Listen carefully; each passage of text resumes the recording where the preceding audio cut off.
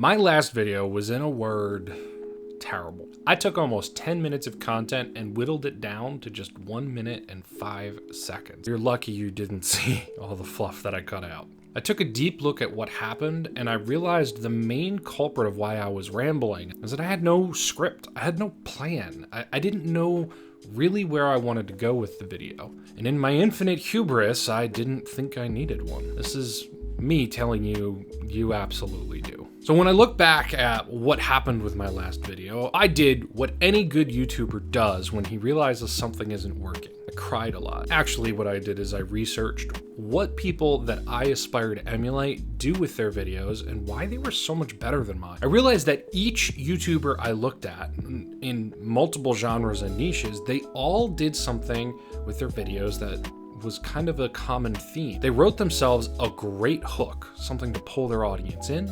They had awesome core content that got across the point they were trying to get across, and they had a call to action of some sort. Now, if you're like me and you're kind of new and you're starting out and you want to make this a potential career for yourself, I need you to ask yourself a couple of questions. 1, do you want better, more thought out content? 2, are you willing to take extra time and actually plan your content out? And 3, are you willing to set real, achievable goals and then hold yourself accountable to those goals? If you answered no to any of these questions, I'm gonna tell you something that I don't think a lot of people are gonna tell you. Stop making content.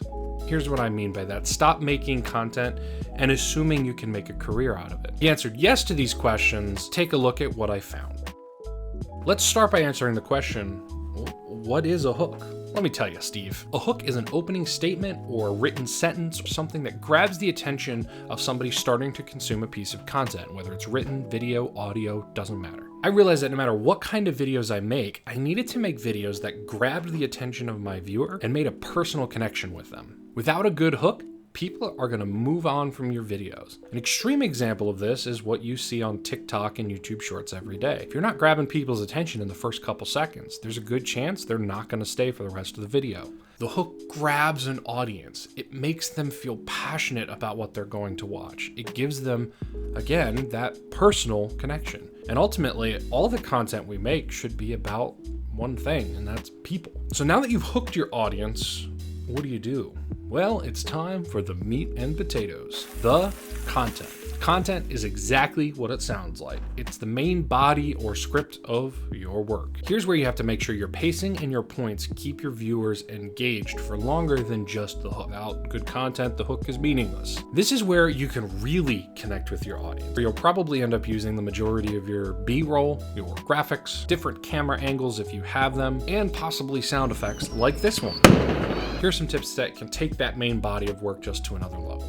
Utilize captions. Adding captions to your video is a great way to keep Jimmy's eyes on your video. It's a proven fact that when there are things to read, people are more likely to stay and read them. It not only keeps people watching for longer periods, but it also makes sure the points that you are trying to get across actually stick in people's brains. You're more likely to remember things you've read than just things you've heard. There are 2 main ways of adding captions to your video. Either uploading a subtitle file to the website if it supports it, like YouTube does, or embedding it into the video itself. Depending on the type of content you make, you'll have to figure out which one will work best for you. Also, depending on how you're trying to emphasize your content, you could use different ways of embedding. For instance, if you caption everything and you have multiple people talking in your video, maybe use a different color of chat for each one, something like what the Dewey uses. Make the weirdest noise you could possibly make.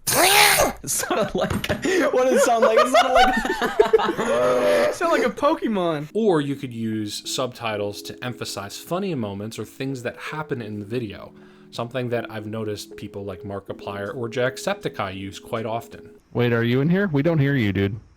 We don't hear you at all. No. Press V. Press V. Get creative with it. Put your own twist on it. Find what really works for you. Another thing you can use to elevate the body of your content is title screen. You've noticed throughout this entire video, I've already used several title screens. These title screens help emphasize and drive the point home that you are trying to make. They could fully cut to change from one scene to the next. You could use it by moving the camera to a shoulder and adding words there. Put your own personal flair on these. Make sure that they're adding value, not just having words on a screen to have them there. Finally, a great way to make your content even better is to use stock footage. You've seen stock footage off and on throughout this entire video already. Just remember, when using stock footage, don't steal it. Just like you can't use copyrighted music in your content, you also can't use copyrighted stock footage. Personally, I use Pexels.com. I find it has a ton of great stock footage, and most of it is completely free to use. Follow the rules when using their footage, and make sure in the description you read if it's allowed to be used with or without giving credit to the creator. All stock footage you've seen on this video has come from Pexels. Finally, we come to the last part of planning your video, a call to action. The call to action is when you direct your viewers to go do something. You can use this to remind your viewers to, I don't know,